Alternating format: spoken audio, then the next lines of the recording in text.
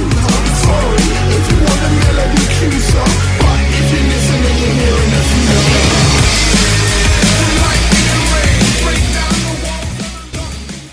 guys, what's up? This is Jeremy coming to you from the Nerd Life community for our first ever unboxing, and we got a Theros starter deck for you today, so let's just get right into it. For those of you guys that don't know, Theros is the new thing in the magic blocks or whatever, and if you don't know what comes in this thing, it's pretty straightforward. It's 2 packs, a how-to guide, some stuff about Theros, and you got your deck. So we'll do the packs later. Let's do the deck first, and just get into this. Let's get into this thing. There we go. Okay. So let me see. First off, we got Shipbreaker Kraken. It's a 6-drop for 2 blue and 4 generic, and it's a 6/6, and its monstrosity is 8. And when a Shipbreaker Kraken becomes monstrous, tap up to 4 target creatures. Those creatures don't untap during their controller's untap steps for as long as you control Shipbreaker Kraken. So this is a good card. I like it. I could see it maybe going in an Azorius deck or something, or maybe just like some kitchen table magic to mess with your friends or something like that. Alright, now we got a Coral Merfolk. It's a 1 blue and 1 generic for a 2/1. We got 2 of him. Oh, this card's really good. Omen Speaker. This card's great. A lot of people don't know about this card yet. It's a 1 blue and 1 generic for a 1/3, and when it enters the battlefield, you just scry 2. So if you run any kind of control guys, you might want to pick a couple of these up.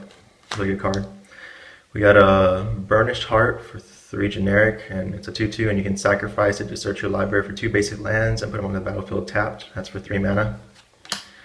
You got a Crackling Triton for 1 blue and 2 generic. He's a 2/3. And for 2 generic and a red, you can sacrifice him and it deals 2 damage to target creature player. Maybe for the sideboard of an Izzet deck or something. We got a Wall of Frost, which is 2 blue and 1 generic. He's a 0/7 defender. And when Wall of Frost blocks a creature, that creature doesn't untap during its controller's next untap step. So this is a really good card, I think. We got a 3 Tempered Cyclops, or ill-tempered Cyclops, I'm sorry. It looked like Roman numerals there for a second.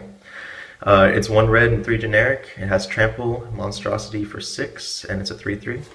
We have 2 of those in here.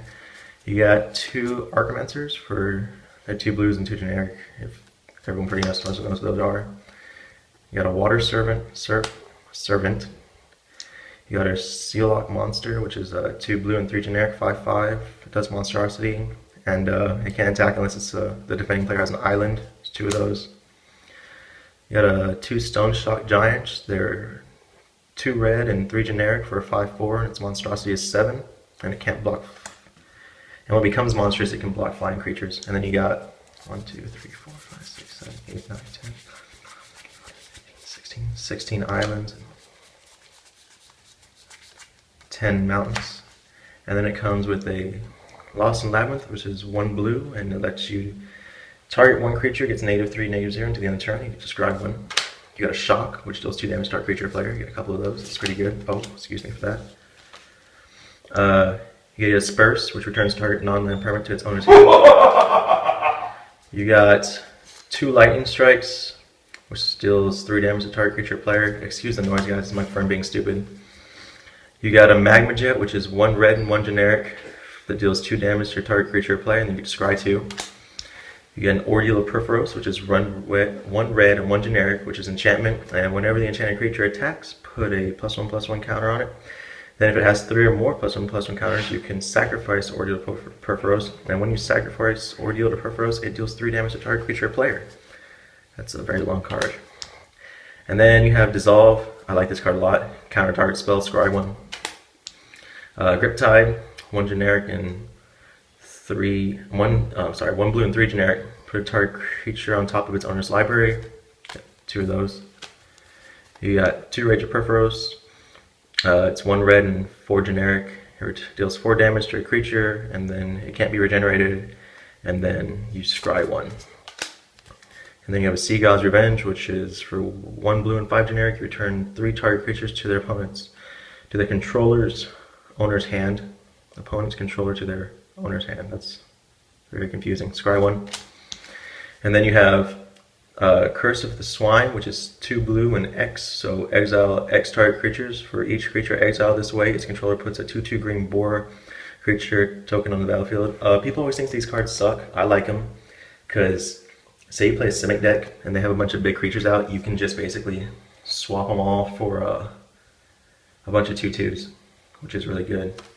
And then you have a Volcanic Geyser in here, which is 2 red and X, and it deals X damage to target creature or player. And now, guys, we've been waiting for the 2 packs. Let's just get into these. I'm not going to read all of them like I did with the deck. I'll just read it so you can see what it was. Oh, home and speaker. Okay, it's over there. Oh, lightning. Okay. We're just kind of skip to the uncommons. Okay, we got a Centaur Battlemaster, a Cutthroat Maneuver, Decorated Griffin, and Unothesis. I don't know how to say this, guys. Whatever that is. And it's whenever you cast a spell, target creature, this thing, up to 3 target lands you control, each become 2/2 warrior creatures until the end of turn, but they're still lands. And then we got a foil Overlord. That's pretty good, guys. For those of you who don't know, he's the guy for the black and blue, I believe it is, starter deck thing. And then we got this two right here.